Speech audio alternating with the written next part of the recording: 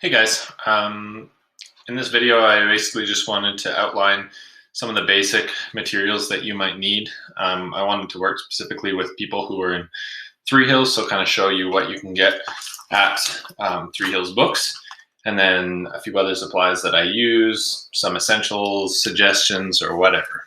So first thing I wanted to show you guys is this. This is what where are we here? This is what I very first started off with. I got this at Three Hills Books. It's got a pad of paper. I think right away I used that as sketch paper, but you can go ahead and start painting right on there. It's got two brushes that come with it, a whole set of colors. Some of them that I use all the time, yellow ochre, some of the burnt sienna, my white, I use that still. I use the one that I got from this set. The only thing I don't really like is that it doesn't have an ultramarine blue, but it's got a Prussian blue, which I really like as well, and it will totally work for you if you want to make it work. So the reason that I recommend this is just because for 10 bucks, $12.99, you can get all the colors you need, two paintbrushes, paper, pretty much you're good to go. The other thing you can get there at Three Hills Books is this. They didn't have when I got it, so I had a slightly different one, but this I like even better. Little artist palette. Got a bunch of little spots for your colors. What you can do, I like using the tubes.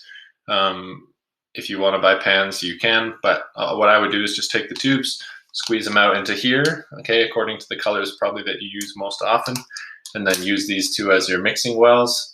Once the paint dries out from the tubes, you can totally just re-wet it and use it, and I really like the tubes.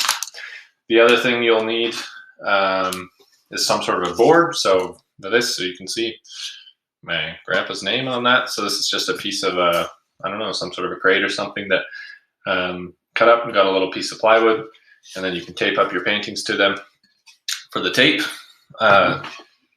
this I just got at Home Hardware, but you can use any old masking tape basically. It's probably a little better if you don't use like the dollar store kind. I have gotten that before at the dollar store and it rips all over the place. So getting something a little better than the absolute cheapest makes your life a little easier. Here is my old palette.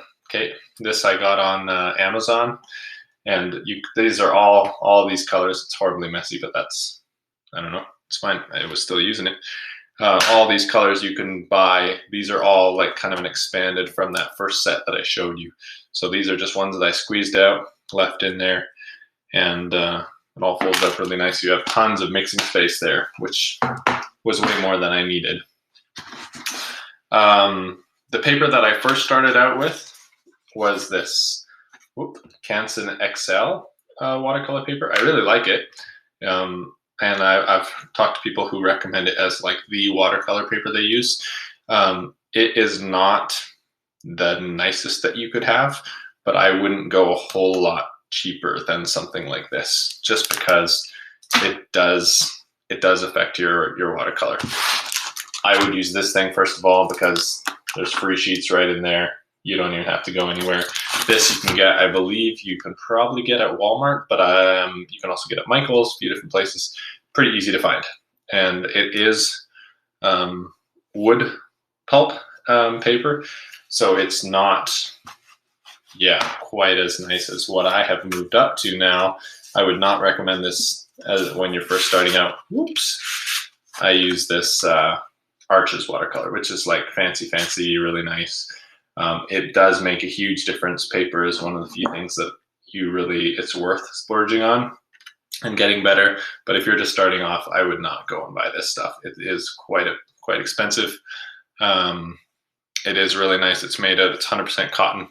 It makes a huge difference. But if you're just starting out, don't get it. Same thing with this. The tubes that I use Daniel Smith Watercolor Tubes. Again, expensive.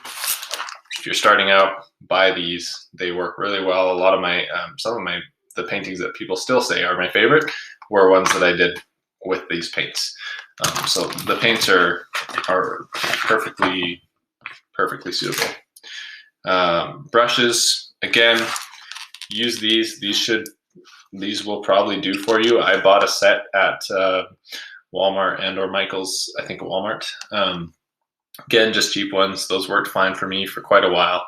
I did eventually splurge and get, this is a quite a bit nicer brush, but I did buy a more expensive brush at Michael's, and that was a really good step for me. But again, I didn't get that until I was feeling a little more proficient. So again, if you're just starting, use something simple like that. You will need some sort of water dish, obviously. I have this nice little fancy travel one, which is, again, way more complicated than you need. You can just use a water jar or cup or whatever, doesn't matter. And the only other thing that I would recommend, depending on what kind of paintings you're doing, I might do, like if we do some more demos and processes, I'll probably be using this at some point. You'll see. You can go to any old dollar store, I believe, a few different places like that, and just buy one of these empty, or you can buy something with it. I think I took a rubbing alcohol one time and emptied it all out, and I had a bigger one that I lost somewhere. But I just use the small one now. It's just water, and it's just nice to be able to spray sometimes as your paint is drying. You'll see me use it probably in different times in videos. So not essential, but good to have. So really, to start off with, you need your tape. You need some sort of paper. Again, free with the purchase of the paint, or probably Canson XL, I would suggest. And then some sort of a palette. You know, you could really just use a plate if you wanted, some sort of a white ceramic plate, and dab your tubes out and mix in one area. But I would suggest using a palette that you can then go and use again, and a board to tape down to. The reason that you do tape down to the board as opposed to just, you know, painting on the paper is, as you paint, as your painting dries, it will, the paper will buckle and everything, and depending on the paper, if it's really cheap paper, it will buckle a lot. This won't buckle as much, but basically what this does, it holds the paper down so that it goes through that buckling process, dries out, and then is able to go and lay flat at the end. And then you can just pull the tape off. Usually what I do is I wait 24 hours. Theoretically, you could pull it off at the end, but it kind of defeats the purpose. So I usually wait, let it dry. I usually just leave it sitting overnight, and then the next day pull it off the tape. So yeah, that's most of what I wanted to be able to show you, just as far as getting the basics. I will probably offer this stuff here. I bought it just to demo you guys, but for anyone who is looking for a free startup beginner watercolor, I will be offering this just to people who live in Three Hills, especially those who might be students. If you would like to get started, I'll probably be posting this on my Instagram as well.